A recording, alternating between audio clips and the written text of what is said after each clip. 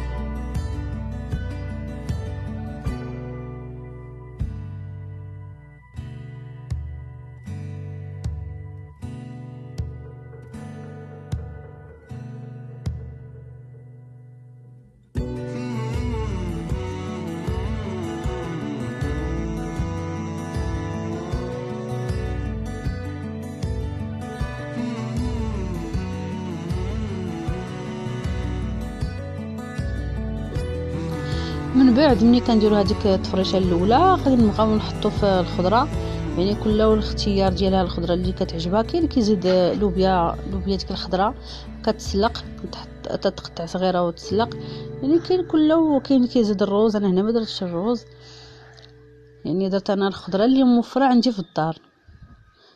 ما كنزيدش شي حاجه، يعني الا ما موفرش ليا شي حاجه ما كنديرها، كنقلي بحاجه اخرى وصافي. يعني الخضره كلها راه مفيده، اللي درتي راه هو هذا.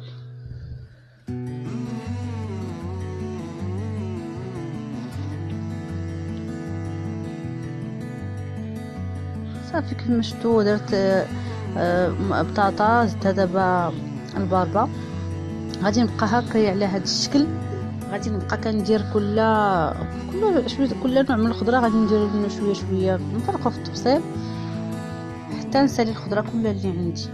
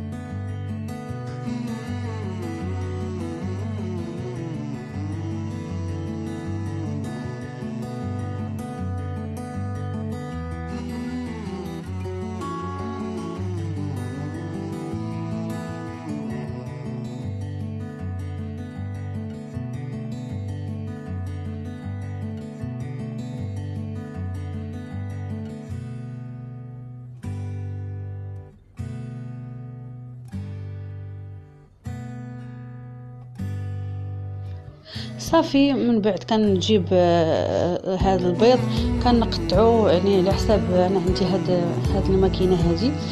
كنقطعو هني دوارات، كنفرشو تفريشه، كنجيب شويه الكاشير كنحكو، والمايونيز على حساب الاختيار. انا كنحطو غير مع هاد السلطه هكايا، ما كنديروش من الفوق على حساب اللي يبغي واللي ما يبغيش.